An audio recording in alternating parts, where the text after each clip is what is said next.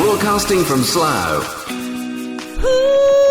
Streaming around the world. This is Mark Denholm on Atom Radio. The podcast.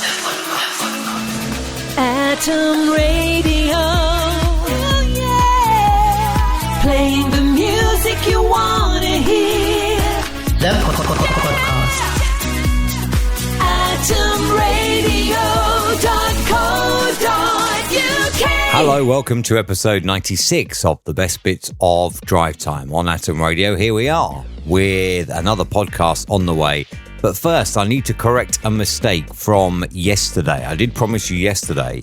Here in the UK on the 24th of July onwards, we will have to wear face coverings or masks if we go into any form of shop.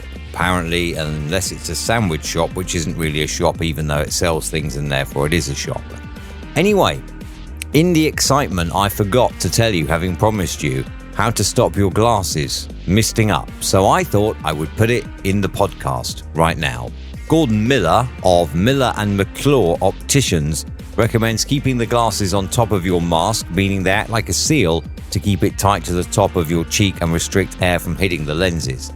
That's what happens when you have the mask on and you breathe like normal, because without breathing, you're not in a good state. Then the hot air comes up at the top of the face covering or the mask, and it covers gets on your glasses, which are colder than your breath. Normally your breath will just go out in front of you and not have a problem, but it will mist your glasses because the breath that you are exhaling comes straight up at the mask onto the glasses, which are cooler. Now, it is said here that you should take the time to shape the nose wire on your face mask so it closely follows the contours of your nose and cheeks. If your mask has no wire, you can insert a twist tie or a pipe cleaner. This is like building something for Blue Peter, isn't it? Adjust the loops. You may find it essential to adjust the loops on your mask or face covering to get a tighter fit. You should also keep your glasses warm. Well, how? If you're outside, how do you keep your glasses warm? That's a tricky one. They suggest wearing them. Well, I do that anyway, normally. Or put them in a pocket. Well, then I wouldn't be able to see. I mean, I'm quite lucky in that mine are varifocals and I can see without them. I just can't read a thing. So my choices are, I either can't read a thing. Like if I go shopping, I wouldn't be able to read anything I was buying. So there's not really much point to going shopping, is there?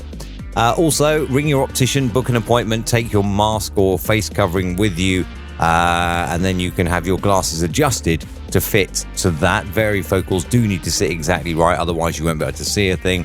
Consider contact lenses. Well, I can't do that. I did try it years ago when I needed glasses, couldn't do it, gave up on it, and I persisted by not being able to read anything for years until I then eventually had to get glasses because I genuinely couldn't read. So there you are. Those are the top tips if you are a glasses wearer and you're going to have to wear a face covering going into a shop, as is everyone. Those are the top tips. Alternatively, as a top tip, why didn't we just keep lockdown going longer so we could have, eradicated the virus? Why didn't we start lockdown earlier? Or, take it back further than that, why wasn't China honest about what was going on in China? Then it could have been stopped spreading the world before it did. Just a thought for you.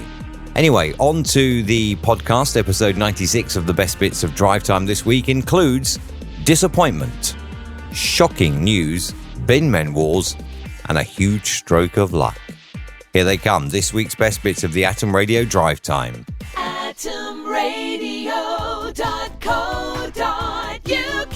Have you been yet? Today in Britain, or at least in England, beauty salons are allowed to reopen as of today. Perspex screens and visors for staff. It's all quite a normally intimate thing, isn't it? You are quite close to somebody if you're doing their eyebrows or if you're doing their makeup or, I don't know, even their nails and that. It's all very different now, isn't it? But have you been yet? A lot of people probably still, I know some people at the weekend were like, yeah, just had my hair cut and all that. I'm wondering now. Although, do you know what? There was a headline on the Daily Mail online on Friday which really made me angry. It's time to get gorgeous again.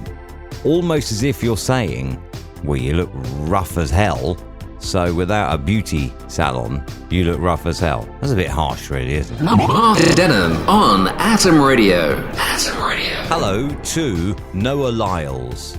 Noah Lyles was the happiest man in the world for a little while, before then having it all dashed. He believed that he had run 200 metres in 18.9 seconds in Zurich at the Inspiration Games. They're all socially distanced and that, apparently, but he believed that he had run this in the world record time. Usain Bolt's record in 2009 was 19.19. However, it transpires afterwards that the race organisers placed him in the wrong lane and he hadn't run 200 metres at all. He'd run 185 metres, therefore no world record. Mark Denham. AtomRadio.co.uk. There is a pub which has installed an electric fence. Yeah, like, you usually see them, don't you, to keep sheep in or cows in fields. The Star Inn in Cornwall has included this electric fence now, intended for humans, not on the off chance that livestock wander in. But the landlord, who's also a farmer, has said that it is to ensure that people keep social distancing from the bar. That's like really clever, isn't it? Like, imagine going in the pub and you just go out for a drink.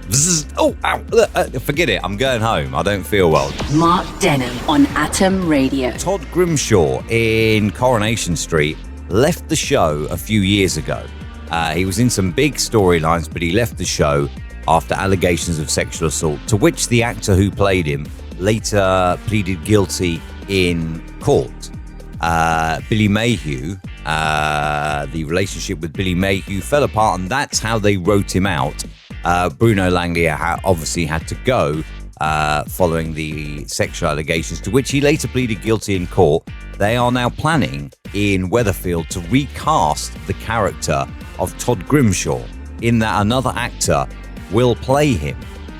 Now, I don't get how you can do that, but it does happen a lot in soaps. I'm looking at others. Victoria Barton from Emmerdale has been played by 3 different people. Martin Fowler from EastEnders by 3 different people. Daniel Osborne from Coronation Street by 3 different people. Tracy Barlow by 4 different people. Louise Mitchell in EastEnders, 4 different people. Robert Sugden from Emmerdale, 4 different people. Holly Cunningham from Hollyoaks, never watched it, has been played by 5 people. I mean, how?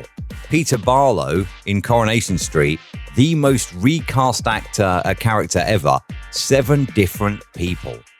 How can it be believable then if 7 different people have played the character? How is that in any way whatsoever believable? Like, how do people recognise these people? Oh yeah, look, there's Todd Grimshaw. Well, no, because it's played by a different person. Change the character. Mark Denham on Atom Radio. Atom Radio. Have you seen this app which has launched, which is called Neverspoons? And this app just specifically lists all pubs near Wetherspoons that aren't Wetherspoons. And this app has actually made it into the app stores and everything. So yeah, it's there. If you're trying to avoid Wetherspoons, get that app. Mark Denham. AtomRadio.co.uk. Loud and proud around the world, this is Atom Radio, playing the music you want to hear. Footage has emerged, CCTV footage has emerged of a war. And this is not a traditional war, this is a bin man war. And dustmen were caught on CCTV surrounding black bins around a car. It's a couple that complained in their late 50s and early 60s. They complained, saying that bins had been left around their car randomly as bins were collected. And they weren't happy with this. The bin men are then caught on CCTV, block that F car in, and they do put bins all round this car. So literally it cannot get out, and they've had to move all the bins to get out. I can entirely believe that, because when I come in on a Tuesday, which is bin day for me, I find that my bins randomly are miles away. You have to put them out, like outside your house with the handles facing out, right? And I do that. In return for that, they're miles away. I happened to complain one day about this. And then every week since then, they've been even further away. So I do believe that something like that could happen. You're in a no-win situation, unfortunately. This poor old couple just had to move the bins to move off. Mark Denham on Atom Radio. And I did say I was going to talk to you about good luck. And this is huge good luck.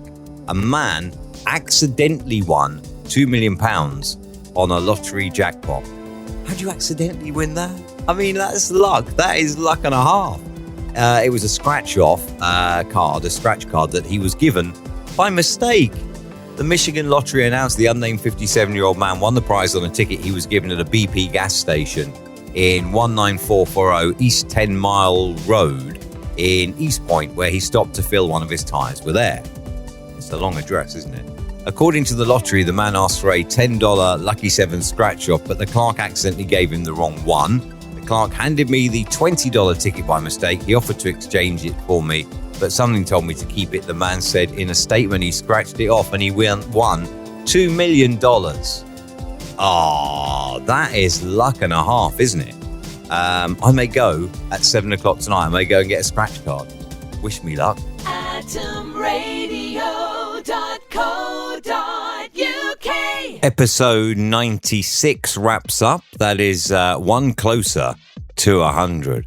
What about that guy, though, eh? I'll have that scratch card. Oh, no, actually, I'll keep this one. And he wins huge. What about that? Why can't I have luck like that?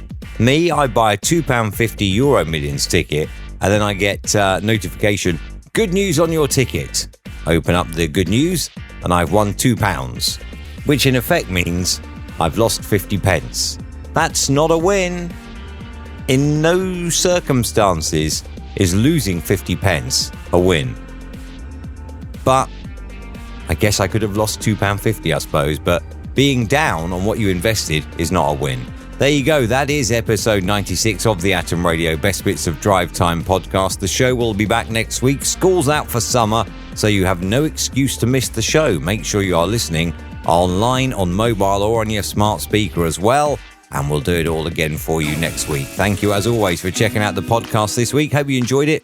Don't forget to subscribe. Atom Radio. Ooh, yeah. Playing the music you want to hear. Check out the show back on Monday on atomradio.co.uk. And don't forget you can subscribe on iTunes, on Spotify, and on Google as well. Keep yourself well. Atom